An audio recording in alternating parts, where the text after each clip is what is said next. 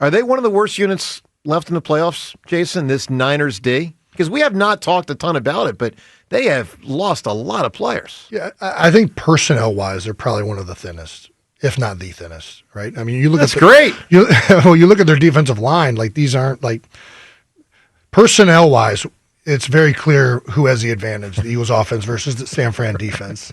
But that's most games for the Eagles offense, to be honest with you. I think I do want to give credit to Robert Saleh and this defense, though. Like even last week, they're getting it ran on them up and down the field with Charbonnet and Walker. And they find a way to keep them out of the end zone. And it's at the end of the game, they only got 13 points against them. Yeah. They played terrible, but they only gave up 13 points. This is a really good team. And I think even great teams and great coaches, they find ways to weather this stuff and somehow do it. But I do think that the Eagles should have success on offense for sure, especially personnel-wise. And their defensive line, like if you can't set an edge on the perimeter, and we dealt with this a little bit, last year with Bryce Huff, right? Like I think they're thin inside.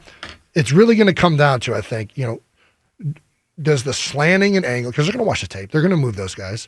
Does the slanting and angling and the miscommunications cost us?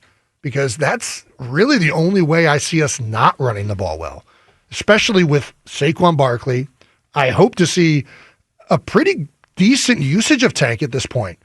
I mean, how many times does a guy have to flash to be like, why are we not giving this guy more? I mean, that's the reality of it. And it pairs up so well with what Saquon does. If you want to be, Saquon is so good at reading these zone plays and hitting them front side, hitting them backside. Tank isn't reading anything, I'm convinced. I think he just gets the ball and he just shoom right up. And when you're a linebacker, unless you fill that hole now on a guy like that, he's going to get 4 or 5 yards. You got to come downhill and fill your gap now. And then you go back to Saquon. That guy gets used to that tempo. Especially when you got linebackers who don't know what they're doing out there because they're all fill-ins. Play action, two different backs, one who's running downhill like his hair's on fire every time and one who's reading it out. That really does create – look, if Tank hits it fast, like you said, and he does have those fresh legs. They have to step up. These linebackers, there's no way possible if we play action off of that they'll be able to get back. Well, the other special I'll say is if Jalen's running. Because if he puts that threat out early in the game, then it's a whole nother thing.